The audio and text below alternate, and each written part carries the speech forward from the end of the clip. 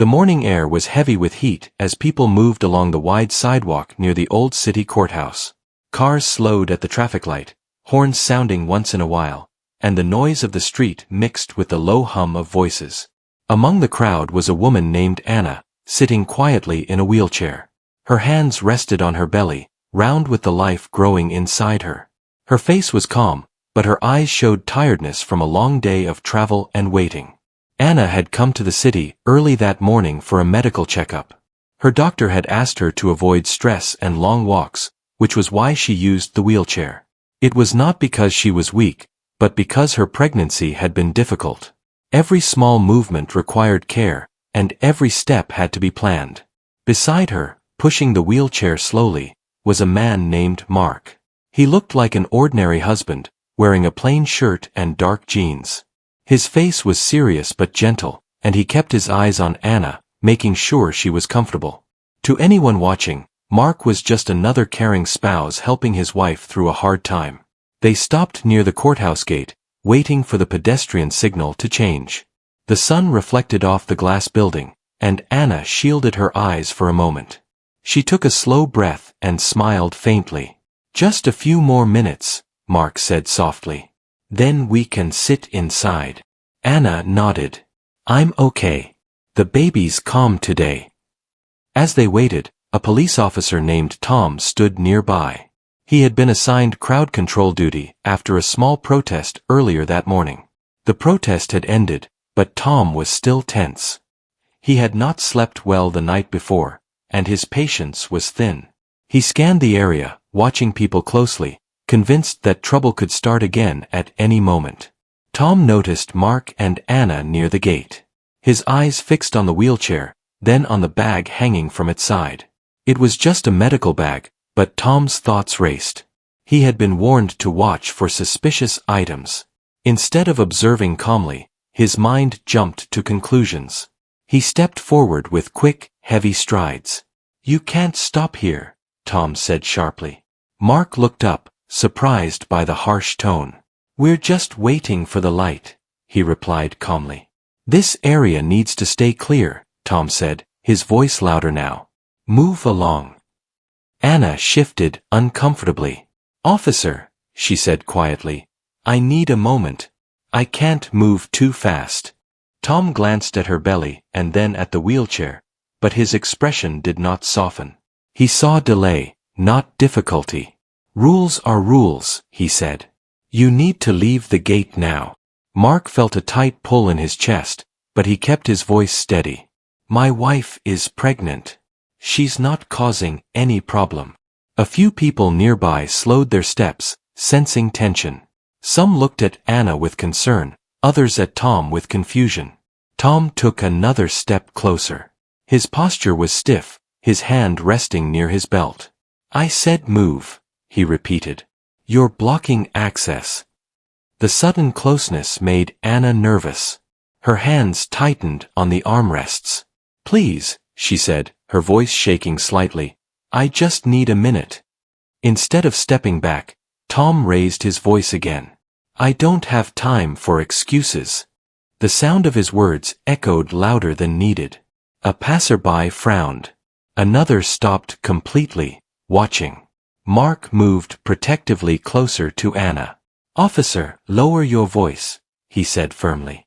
"You're upsetting her." Tom's face hardened. He did not like being told what to do. In his mind, this man was challenging his authority. He leaned forward and gestured sharply toward the street. "I will not repeat myself," Tom said. "Move the wheelchair now." The sharp gesture startled Anna. Her breathing became uneven. She felt a sudden tightness in her chest and placed one hand over her belly. "Mark," she whispered, "I don't feel well." That moment changed everything. Mark's calm expression shifted, just slightly, but enough to show a deep seriousness. He crouched beside Anna, speaking gently. "Look at me. Slow breaths. I'm here." The crowd around them grew thicker. A woman nearby spoke up. "Officer, she's pregnant. Can't you see she needs space?" Tom ignored her. His focus was locked on Mark. "Stand back," he ordered. Mark stood slowly, his movements controlled. He looked directly at Tom, his eyes steady, not angry, but unyielding. "This is not how you treat people," Mark said. "Especially someone in her condition." Tom felt his authority slipping in front of the crowd. His voice grew harsher. "You are interfering with police work." Anna's breathing worsened. The noise, the pressure, the shouting made her dizzy. She felt the world tilt slightly, and fear rushed through her.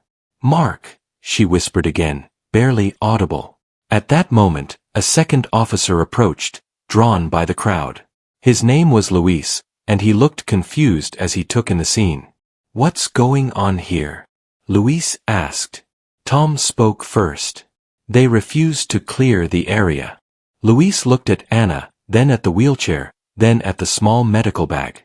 His eyes widened slightly. "She's pregnant," he said. "Why are we raising our voices?" Tom frowned. "I'm handling it." Luis lowered his voice. "This doesn't look right."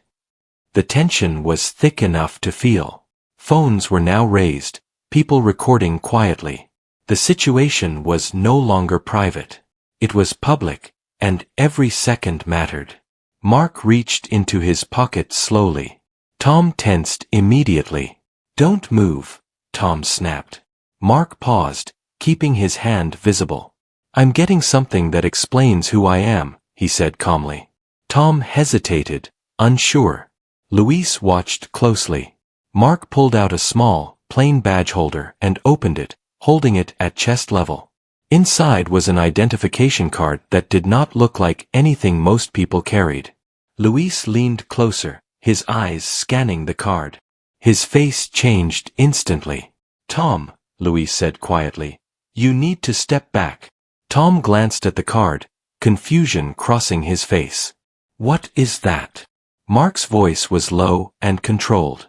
"I'm not here to cause trouble," he said. "But I will not allow my wife to be treated like this."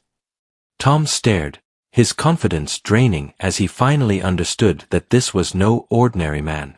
The weight of the moment settled heavily on him.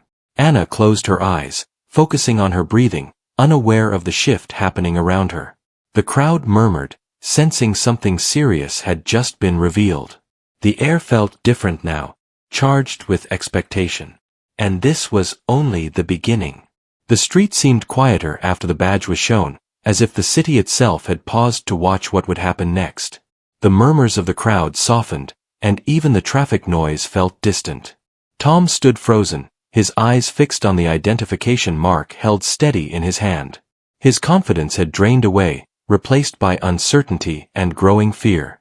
Luis gently placed a hand on Tom's arm. "Take a breath," he said in a low voice. "Let's slow this down." Tom swallowed hard.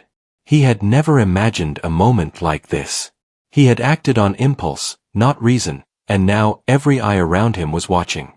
Phones remained raised. People whispered. Some shook their heads. Mark lowered the badge and returned it to his pocket. He did not raise his voice or step forward. Instead, he turned back to Anna. Her face was pale, her breathing still uneven. "Anna," he said softly, kneeling beside her again. "Stay with me. Look at me." She opened her eyes slowly. "I'm scared," she said, her voice barely above a whisper. "I know," Mark replied. "You're safe now." Luis crouched on the other side of the wheelchair. "Ma'am," he said gently, "do you need medical help right now?" Anna nodded faintly. "I think so."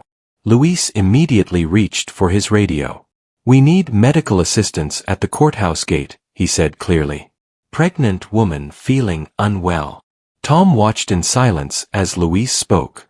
His chest felt tight. He had wanted control, but now he had lost it completely. A few moments later, another officer arrived to manage the crowd.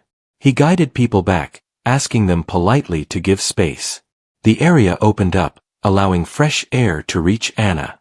Mark placed his hand over Anna's. "You're doing great," he said. "Just keep breathing." The sound of sirens approached in the distance. Anna's eyes filled with tears, not from pain alone, but from the emotional weight of what had just happened. She had felt small and powerless, and that feeling lingered. Luis stood and turned to Tom. "We need to talk," he said quietly. They stepped a few feet away, but still within view of the crowd. "You crossed a line," Luis said. "This did not need to happen." Tom clenched his jaw. "I was following orders." "No," Luis replied. "You reacted without thinking. That's different." Tom looked down at the ground. "I didn't know who he was." "That's the point," Luis said. "You shouldn't have needed to know." Those words hit harder than any shout. Tom felt shame rise inside him. He glanced at Anna again, sitting in the wheelchair, vulnerable and frightened. The medical team arrived quickly. They spoke calmly to Anna, checking her condition and asking gentle questions. One of them offered to transport her to the hospital for observation. Mark nodded without hesitation. "Please," he said. "Take her." As they prepared to move her, Anna reached for Mark's hand. "You're coming with me," she said softly. "I'm right here," he assured her. The medical team carefully adjusted the wheelchair and guided her toward the waiting vehicle. Mark stayed close, never letting go. As they moved, the crowd parted silently. Some people watched with sympathy. Others looked at Tom with open disapproval. He felt every stare like a weight pressing down on him. Luis followed behind the medical team for a moment, then stopped. He turned back to Tom. "You need to report this," Luis said, "before it becomes something worse." Tom nodded slowly. "I will." The medical vehicle doors closed, and the sirens faded as it pulled away. Mark sat beside Anna inside, holding her hand and speaking softly. The city outside blurred past the window. Anna took a deep breath. "I didn't think something like this could happen," she said. Mark looked at her, his expression filled with concern and resolve. "I promise you," he said, "this will be addressed." Back at the courthouse, the scene was slowly returning to normal. The crowd dispersed, but the tension remained in the air. Tom stood alone for a moment, replaying the incident in his mind. Every word he had spoken echoed back, louder and harsher than before. Later that afternoon, Tom sat in a small office, writing a report. His hands shook slightly as he described the events. He knew there would be consequences. There had to be. Luis entered quietly and closed the door. "How's it going?" he asked. Tom sighed. "I messed up." Luis nodded. "What matters now is what you do next." Tom looked up. "Will they be okay?" Luis thought for a moment. "I think so. But this goes beyond them. This is about trust." Tom nodded again. "I forgot that." At the hospital, Anna rested in a quiet room. The lights were soft, and the steady sound of medical equipment brought a sense of calm. A nurse reassured her that the baby was fine, just stressed from the earlier situation. Anna let out a breath she felt she had been holding all day. Tears slipped down her cheeks, but this time they were mixed with relief. Mark sat beside her, his posture finally relaxing. "You scared me," he said gently. She smiled weakly. "You scared that officer." Mark shook his head. "That's not what this is about. No one should ever feel afraid like that." Anna reached for his hand. "Thank you for standing up for me." "I always will," he replied. As evening settled, Mark stepped out into the hallway to make a phone call. His voice was calm but firm as he spoke. He did not name names, but he explained what had happened in careful detail. When he returned to the room, Anna was asleep. He watched her for a long moment, then looked at her belly, placing his hand gently over it. "This world needs to be better," he whispered. Outside the hospital window, the city lights flickered on one by one. Somewhere across town, Tom finished his report and stared at the wall, realizing that one moment of impatience had changed everything. And while the day was coming to an end, the story was far from over. Morning light filtered gently through the hospital window. Anna woke slowly, her hand resting on her belly as if to confirm everything was real. The room was quiet, calm, and safe. A nurse entered with a soft smile and checked her vitals. Everything looked stable. The baby's heartbeat was strong, steady, and reassuring. Mark was sitting in the chair beside the bed, his eyes tired but alert. He had barely slept. When Anna opened her eyes, he leaned forward immediately. "How do you feel?" he asked. "Tired," Anna replied. "But better." "That's good," he said softly. "The doctor will be in soon." A few minutes later, the doctor explained that stress had caused temporary discomfort, but there was no lasting harm. Anna would be able to go home later that day if she continued to feel well. Relief washed over both of them. Anna reached for Mark's hand. "Thank you for staying strong yesterday," she said. Mark squeezed her hand gently. "You should never have needed me to do that. But I will always be there." Across the city, the situation had not faded away. News of the incident had spread. Videos recorded by bystanders were shared widely. People talked about what they had seen. Some spoke with anger. Others with sadness. Many asked the same question about how such a moment could happen. At the police department, an internal review was already underway. Tom sat in a meeting room, facing several senior officers. His shoulders were tense, his eyes lowered. One of the senior officers spoke calmly. "We have reviewed the footage and the reports. This situation could have been handled very differently." Tom nodded slowly. "I know. Do you understand why this is serious?" the officer asked. "Yes," Tom replied. "I failed to show patience and respect." Another officer leaned forward. "This is not about rank or authority. This is about how people are treated." Tom swallowed. "I forgot that in the moment." The room was quiet for a long second. Then the senior officer spoke again. "There will be consequences. But more importantly, there must be change." Tom accepted the decision without protest. He knew it was deserved. When the meeting ended, he walked out feeling lighter in one way and heavier in another. Lighter because the truth had been faced.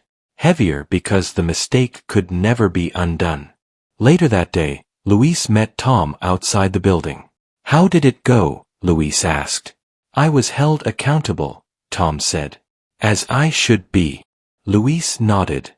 "What happens next is up to you." Tom looked at the ground for a moment. "I want to apologize. Not to protect myself.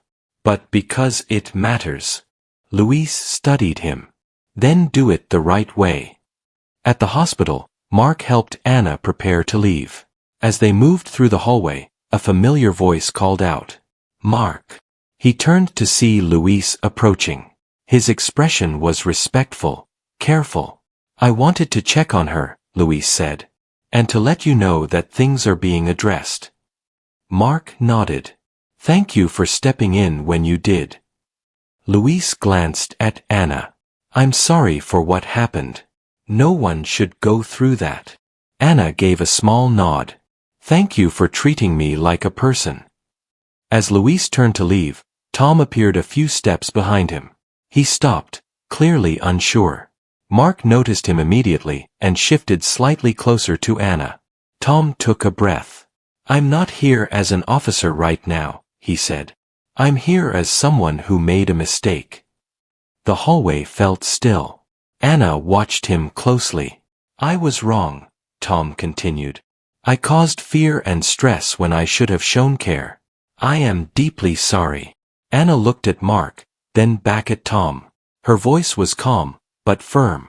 "That moment stayed with me," she said. "I hope you understand that." "I do," Tom replied. "And I will carry it with me." Mark spoke next. "Words matter. But actions matter more." Tom nodded. "I know. I intend to do better." There was no dramatic response. No raised voices. Just a quiet exchange that felt heavier than any argument. Tom stepped back, giving them space. "I wish you and your family peace," he he said. As he walked away, Anna let out a slow breath. That was hard, she said. Mark nodded. But important. They left the hospital together, the sun warm against their faces. The city looked the same, yet felt different. Anna rested her hand on her belly again, feeling a gentle movement inside. A few weeks passed. Life returned to a quieter rhythm. Anna focused on rest and preparation. Mark balanced work with being present at home. The incident was not forgotten, but it no longer controlled their days. One evening, as they sat on the porch, Anna looked at the sky. Do you think things really change after moments like that? She asked. Mark thought carefully. Change starts when people are forced to look at themselves. Across town, Tom attended a training session focused on communication and awareness. He listened more than he spoke. Each lesson reminded him of that day, and of the responsibility he carried. Luis continued his duties, often thinking back to how quickly situations could turn. He spoke up more often now, quicker to slow things down before they escalated. Months later, Anna held her newborn child for the first time. The room was filled with quiet joy. Mark stood beside her, tears in his eyes. This little life, Anna whispered, deserves kindness. Mark kissed her forehead. And they will have it. Outside, the world continued with its noise and motion.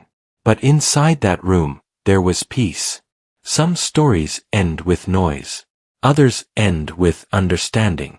This one ended with a lesson carried forward by everyone involved, a reminder that power must always be guided by care, and that respect should never depend on who someone is, but simply on the fact that they are human.